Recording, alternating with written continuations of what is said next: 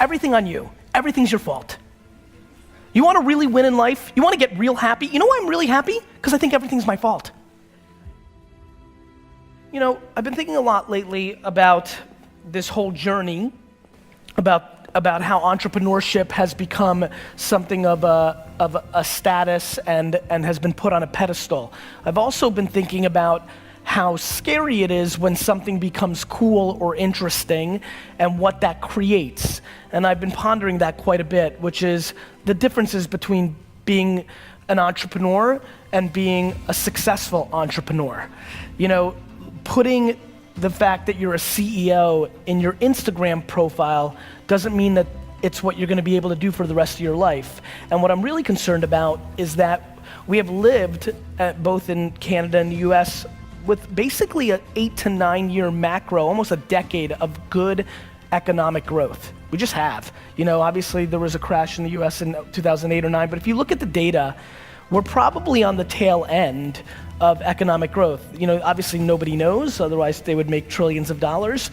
But one of the things that I did want to talk to you guys about today is practicality.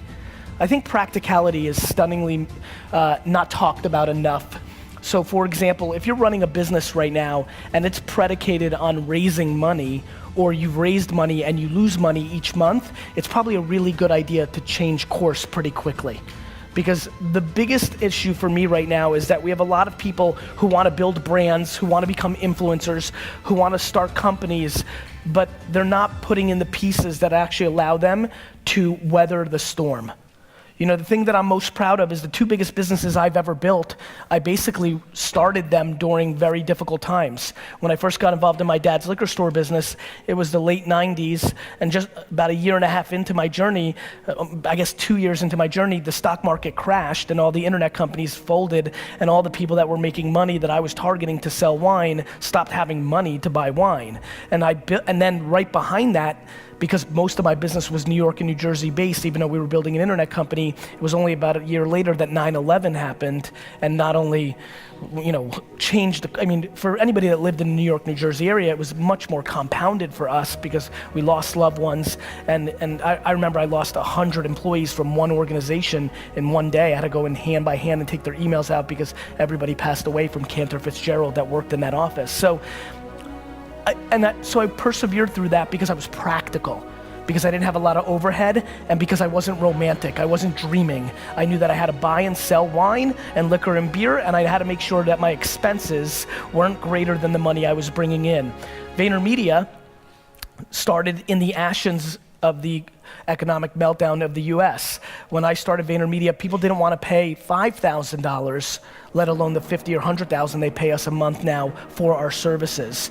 And when I started VaynerMedia, you know, it's funny, I watch everybody watch my journey now, and you know, there's that cliche thing of like overnight success, right? I'm gonna have this TV show come out this June, and it's gonna change my profile, right? I'm gonna sit on a stage with Will.i.am and Gwyneth Paltrow and Jessica Alba for this Apple show that I'm about to do, and everybody's gonna say, where'd he come from? That happened overnight, you know? And it's even really happened in social. I'm sure for a lot of you, you've only really even have known about me for the last 6 months or so, even though I've been putting out content online for 10 years every single day. And so the thing that I've been really thinking about is practicality. Like VaynerMedia, even though I had already built a nice sized business, it wasn't like I was extracting a lot of money out of Wine Library. And so when AJ and I started VaynerMedia 7 years ago, we started it out of a company called Buddy Media's conference room. For the first 2 years that I ran VaynerMedia, we had no rent. We first worked out of a conference room.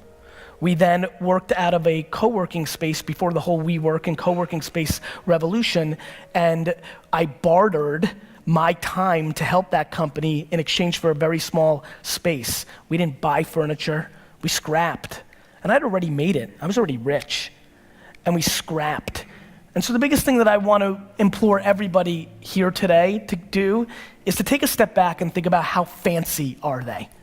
Are you willing to be really, really, really ghetto? Do you really need that chair? Do you really need that piece of technology? Do you really need to fly that class? Like, I just think that we're living through an incredibly fancy culture of entrepreneurship.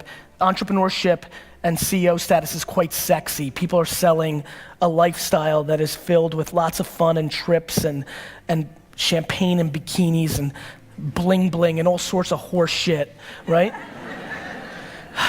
And I just think that era of this era is gonna come to an end somewhere within the next 5 years. And very honestly, I just don't want a lot of people in this room that dream to build their own businesses to have to go work at a bank or go work at a retail store. And so I would highly recommend something that I think is stunningly not talked about enough, which is if you're building a business, you have to be making money.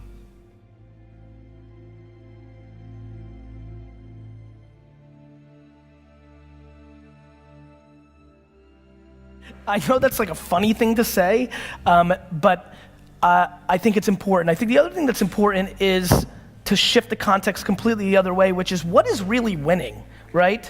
Like, what is the definition of winning? And I think we all have different definitions, right? And I think that one of the things that I also want to say is that I'm getting scared that a lot of people that are following my journey hear me talking about buying the New York Jets, and I do aspire to buy a $3 billion sports franchise. I do. It is what I want. You can look at my 5th grade yearbook long before business was cool. It's what I want to do. But I'm awfully scared that it's pressuring the people that follow me into trying to achieve things that they don't necessarily want. They just think it's the thing you do if you're trying to be a successful business person. Let me promise you something. I know tens of thousands of people, and I know thousands of people extremely well, and I know hundreds of people deeply well. There is no correlation between how much money someone makes and their level of happiness. I have friends who make $47,000 a year and are the happiest people I know. Their work-life balance is on point. They're part of 2 soccer teams. They play video games. They watch every show they want. They take 2 vacations that they scrap together, and they're freaking happy as hell.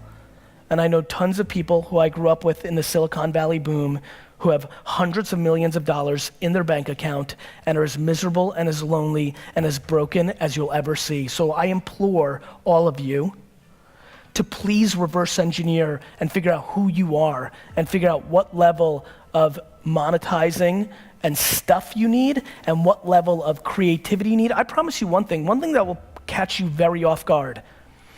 I should be way more rich. I leave money on the table every day. I've left ungodly amounts of money on the table. I spend tons of times sending DMs and engaging with people, meeting people randomly and not cashing in. I actually believe the statement I'm about to make. I think that I love the journey and the game of entrepreneurship so much that I have subconsciously sabotaged my financial upside to make sure I can play this a little longer because I fear if the numbers keep getting too big, eventually it will take the fun out of it. When you are lucky enough, like I am, to actually do something that you love so much, do something that puts pressure against the one thing you care about besides it, which is the time I spend with my family. My family is my whole life. And being this and doing this is the only thing that cuts into that. I couldn't breathe if I wasn't an entrepreneur. I didn't breathe when I wasn't an entrepreneur. That's the reason I got D's and F's in school, because I just couldn't be me. And I'm not capable of that. And so I think being here excites me because I think coming to not LA, San Francisco, New York, London is always more fun for me. It always feels a little more practical. It always feels like there's a little bit more chips on the shoulder, which is what I have. But I want to remind everybody, just because you didn't grow up with a trust fund, just because you don't live in Silicon Valley, the market doesn't care. If you're good enough, you will win.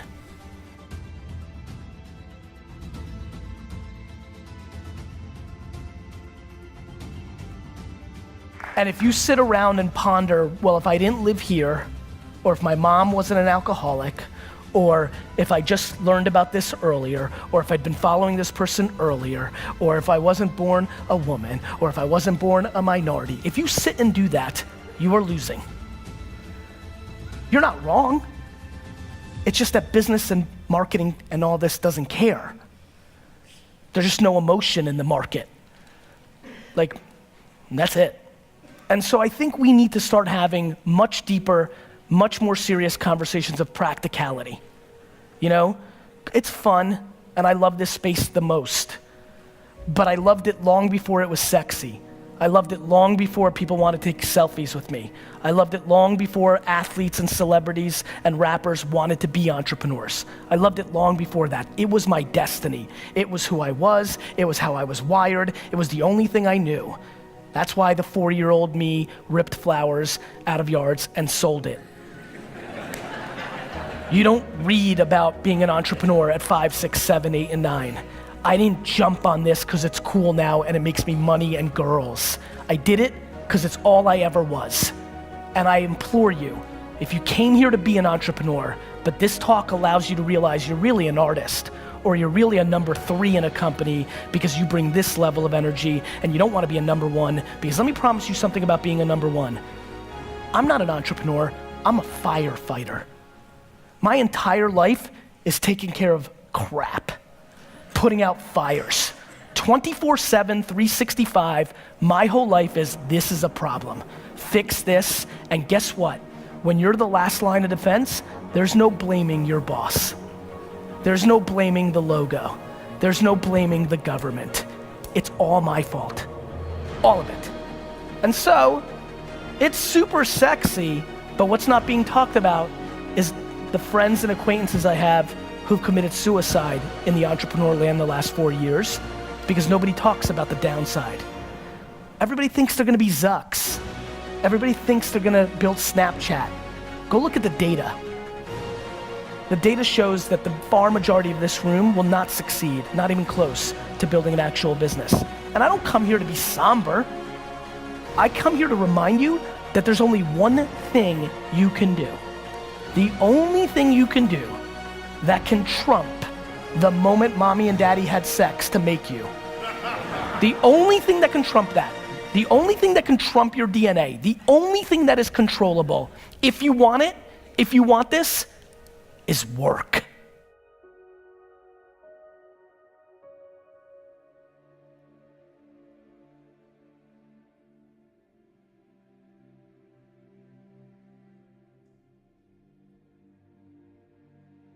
Started using the word work more than the word hustle, just because I want everybody to understand what we're really talking about here. If you've got a big mouth, and a lot of you do here, search the hashtag, and a lot of you say CEO, founder, owner. I call that big mouth.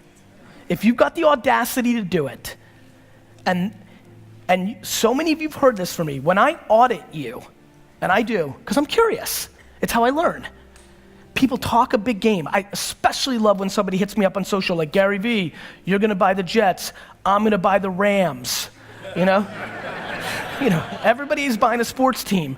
And I love to look at what that person does.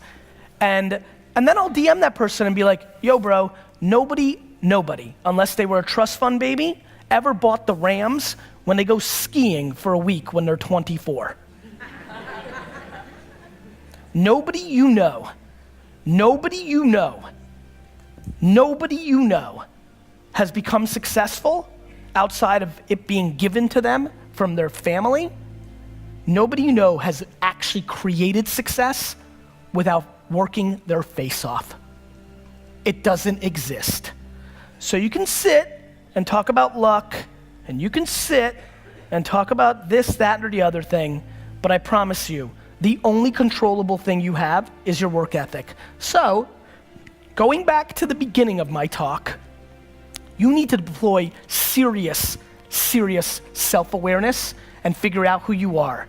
I implore you to start matching your work ethic and your actions to your mouth. If you're gonna be a billionaire, you need to realize that most people that create $1 billion worth of wealth don't do anything besides work every single day of their 20s and 30s. All of them. Every person that works at VaynerMedia has taken more vacations in the last 13 months than I did in my entire 20s and early 30s. My family went on 2 family vacations my entire childhood. I was married to my wife for 5 years before we had a family. We took 2 vacations. It's the price you have to pay if you want it at the level that I want it at. And by the way, I advise nobody to want it at that level. I'm being dead serious. This is a very true statement that I think most of you will not believe, but I'm telling you it's the goddamn truth. If there was a drug that could take some ambition out, I would take it. It is so extreme. It is all in. The reason I started Daily V was to remind you that I'm outworking you. That when you talk and you're trying to figure it out, when you're trying to say you're gonna be like me, I want you to see it. I want you to see every other day, 5 a.m. I want you to see every day, midnight. All of them, every day, always, forever. That's what it takes for what I want. Good news is, between what I want and what is achievable and is considered unbelievably all-time happy is a big gap. So there's plenty of vacation time. I know tons of people with vacation time. I know tons of people with work-life balance. I know tons of people that do tons of fun activities and make 7 figures, millions of dollars a year and love it. I'm playing for legacy. I'm playing for all time. I'm looking to impact every generation that comes behind me because I want to show that you can build all-time wealth, all-time greatness, doing it the right way and the old way. That's what I'm up to. So please make sure you understand that, and more importantly, make sure you understand yourself so that you can reverse engineer that blueprint and figure out where you fit within that and then deploy it. But I promise you, you will not get there with your big idea.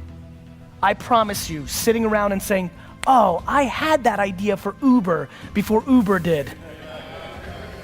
Nobody gives a shit. I've got every idea that's gonna be successful over the next 100 years. It's all about AI and VR and AR and augmented and all this. I'll give them to you all. It doesn't matter, because most of you won't execute against it. The reason I put out all my best stuff and I'm liked and I don't charge for it is somewhere along the line I realized that 99.9% of you aren't gonna do anything about it. You're gonna ponder it, you're gonna get super pumped up when you watch me say it, and then 3 weeks later you're gonna give up because you're not willing to pay the price. And that's cool. Everybody's different, but you need to figure out what price you are willing to pay for what you want. It has been insane to me how many people have emailed me in the last month about the 2017 Flip Challenge, which for you that don't know, was a video I made in December, which is, so many of you email me asking me for $5,000, and meanwhile there's $5,000 worth of crap sitting in your house right now. Go grab it, post it on eBay, flip it, and make your money. How many people have flipped something since they saw that video? Raise your hands, just wanna say, higher, higher. Don't be shy. That's it. You know, like, it's insane. People emailing me like, hey, this, like, I just made $8,000 because I sold $100 of this, then this happened, then this happened, then this happened. Funny thing happens when you actually work. Go figure. Funny thing happens when you actually realize it's money that gives you the opportunity. Everybody's got a big idea. Everybody's got the Uber of lawnmowers. Everybody's got the Airbnb of ice cream. It's not gonna happen. And if it does, please take the clip of this talk, email me and say in the title, Gary V, you were wrong. And I will be the first to call you and say, Mazel Tov, I am so pumped. But I just want to remind every, especially 20 and 30-year-old in this room, I came out the gate and I worked every day for 13 years before I said a goddamn word to anybody. I talk a whole lot now, and I've made up for those 13 years of silence. But I just want to remind everybody that I didn't make a video to the world about anything about business until I was 35 years old, after I worked every single day from the time I was 22 and in reality 14. And then I started talking. There's a whole lot of talking going on. How about more action? How about more execution? How about more paying prices for what your mouth is saying? That is what I hope you do.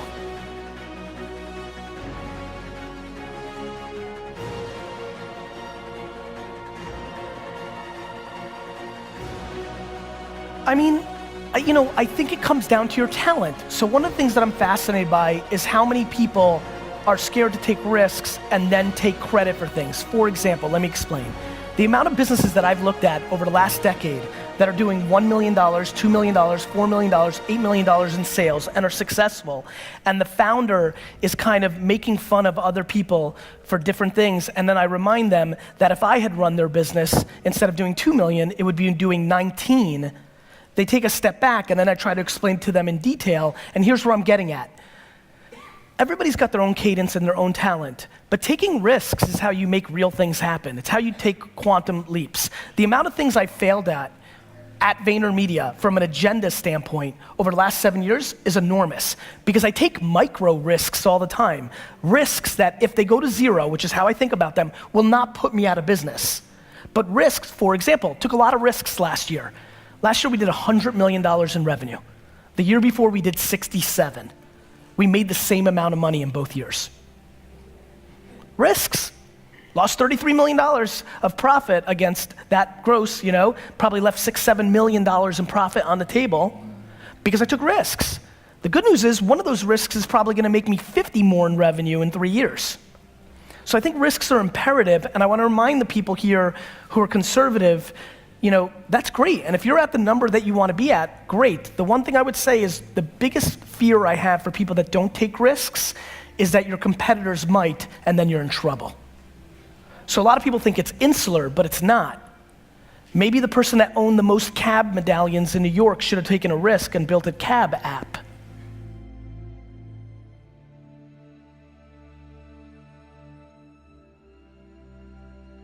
I think one of the biggest reasons I don't tell anybody how to parent or how to map their ambition or give relationship advice is we all have different stuff. The serendipity of my life created a scenario where the woman that I married grew up in a household where her father traveled all the time, right? She has the greatest relationship with him. They worked in extremes. He worked a lot and they vacationed a lot and things of that nature. And I grew up in a very similar household where mine was even more extreme. There was no extremes, it was one gear, all working. And we're also a very old school couple. We're a little bit more into dividing and conquering. Obviously now we have a whole lot of co-parenting and things of that nature, and I don't think one's right or one's wrong. I just know what Lizzie and I are comfortable with, and that's Lizzie and I. And it's very cute and nice that there's lots of books written about what we should do, and it's very nice that you have opinions of how I should do it, but I don't give a shit. No, but I want you to tell me you struggle with that, maybe. Do you struggle trying to, okay. Then I feel even worse. Let me tell you what I struggle with if you're looking for something. I struggle being completely petrified of anybody that I love dying. Like crippled. Like when my mom goes to the doctor, I can't think for a checkup. That's what I struggle with. After that, feels very controllable. It's binary for me, brother. It's all I've got.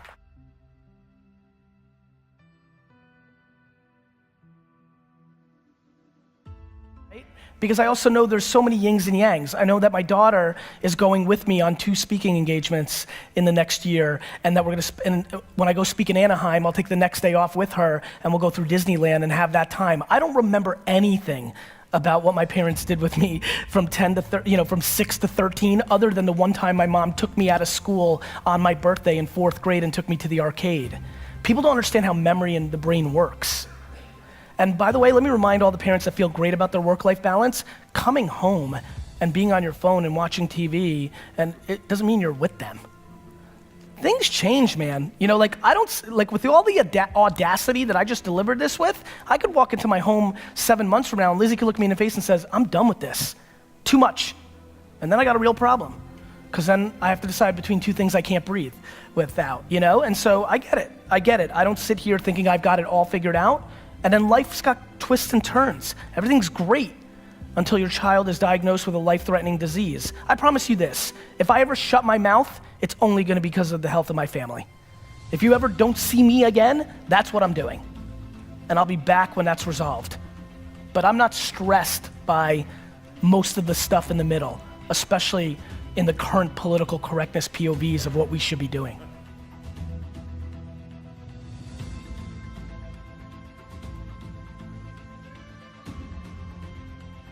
It's the big one.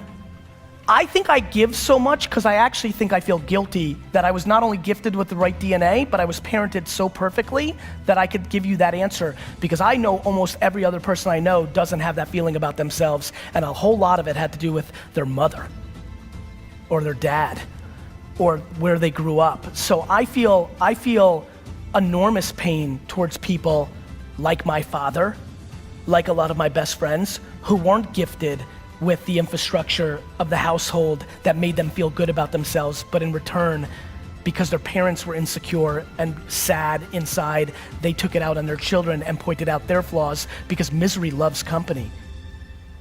But I implore you, if you're sitting with that in this audience, that you need to figure out, whether it's through therapy, whether it's through something else, you've got to get that poison out of your body, because if you don't, you're not going anywhere.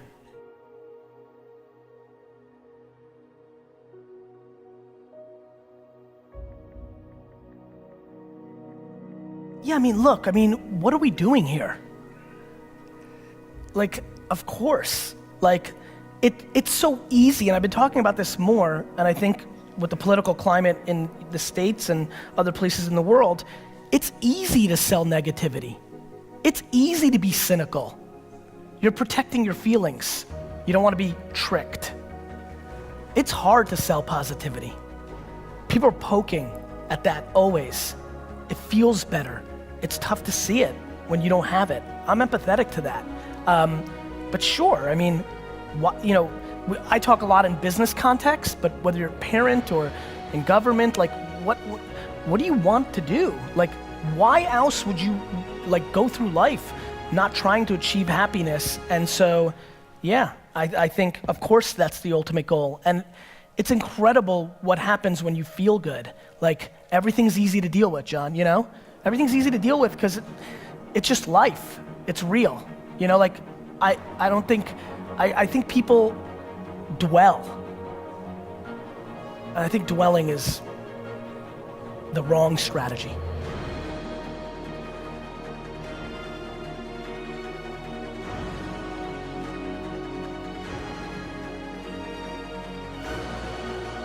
I think everybody has different strengths and weaknesses. I break things up into black and white and gray, EQ and IQ. I think those are the two pillars that I kind of look at when I look at somebody. And some people have hard skills out their ass, right? They can do everything, but they don't know how to interact with the other boys and girls, and that ultimately tumbles them, right? So the reason I started talking about something called the honey empire is that's what I want everybody at Vayner to know. In the beginning, I valued honey more. That's why I call it honey empire. So if you were a good person, and you could get along with everybody else, you worked at Vayner for quite a while, because that was what I valued. We're now 7. We're now bigger. If you've raised a child, things change. You expect more as they get older. And so I expect more of the organization. So we went through a tough patch over the last 6 months where I had to let go of certain people because I deemed that they didn't have the hard skills, the actual intellect, the actual ability, the output, crossing T's, dotting I's, black and white stuff, the math skills, the email copy skills to have a client, the strategy skills to come up with an idea that mattered. And it was very shocking to our company, and a lot of feelings got hurt, but it's the right thing to do because meritocracy matters. If you don't do that, the winning players leave.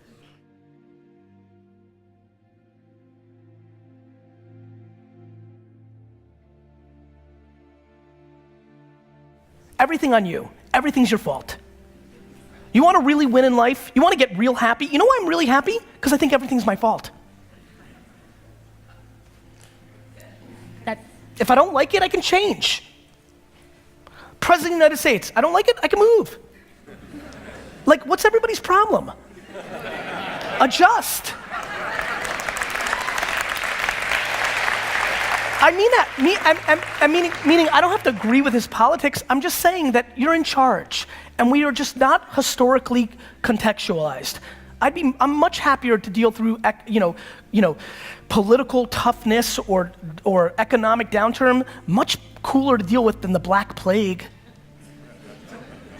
No, really. Somebody dealt with the Black Plague.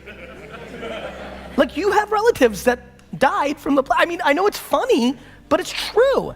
And so I don't know. I just don't know how to complain. I always think somebody has it worse.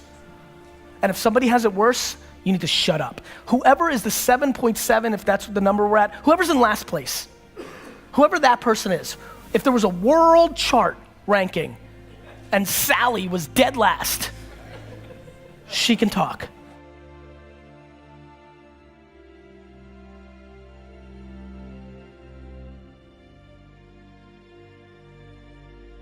Yeah, I'm always testing, like everything I do is always learning behavior, right? To me, it was, when I decided that Instagram was disproportionately getting the attention, I wanted to understand what was the right cadence to create notification turn on, and how do I bring value in return for it, and what's the right value prop of returning it. And then I saw that a lot of people were posting, but was that bringing value to the community, which is why I shifted it to 5-minute club. And then I realized like neither was really bringing value, but the 60-second club brought a sense of urgency and fun to people, like tens of thousands of them. So I said, let's switch it back. Those are just micro tactics in me learning things that could eventually help clients, could help Wine Library, and just, I'm an entrepreneur, right? So the end goal is to be on the journey of entrepreneurship.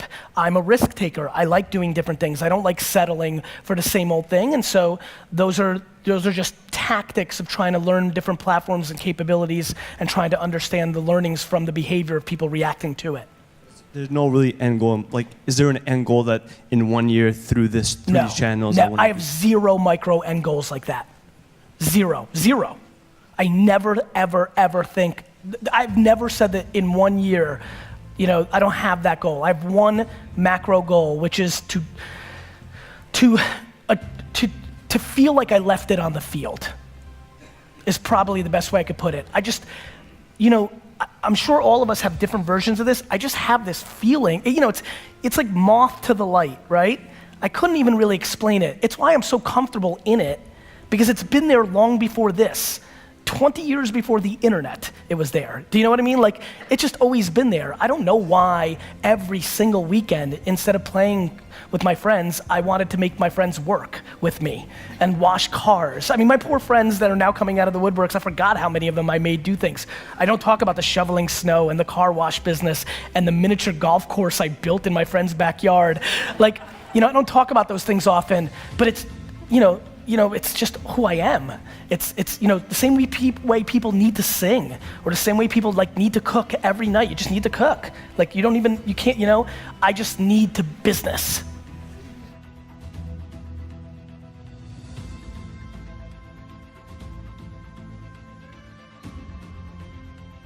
I have the right balance of wanting to give back and a lot of selfishness to have the attention, and it works in my favor because I feel good about both. I love the attention, and I have that narcissistic DNA, and I love it. I love taking selfies. I love that people want to stay. I love people. Of course I would love it. It feels nice. My mom loved me so much and complimented me every day so much that when I left the house, I was like, fuck this, I need more of that. So I need that. That's why I do it. I'm also not scared. A lot of my friends who don't put themselves out there, they don't want themselves out there because there's things that they don't want people to uncover about them. So I'm not scared. That happens. And it feels really good getting 100 emails a day from people whose lives are way better because they stumbled on some of your videos. And that's something that my quiet friends who don't need that, who just need to build and do their business, they don't have that feeling. So when my friends who tell me, my God, if you put this energy into your full-time, if people knew, my friends will say things like, if people knew that Gary Vee was your side hustle, if people knew how much you're actually still, if you actually took all that time and energy and put it into your business, you wouldn't be doing 100 million, you'd be doing 200 million. And I always reply with the same thing. I'm like, yeah, but my legacy's way better than yours. And so you probably know this after the exit of your business. It's crazy what, money after a while, just I don't know, how much do you need? I don't know, I don't buy shit. I don't need stuff. It didn't change anything. Yeah, the co-founders' lives stay the same. So. Yeah, so you know how it is. Everybody, and by the way, I'm pumped for people who their whole life wanted a Lamborghini and worked hard and got one. Good for them. I don't judge other people's stuff, and I definitely don't care how I'm being judged.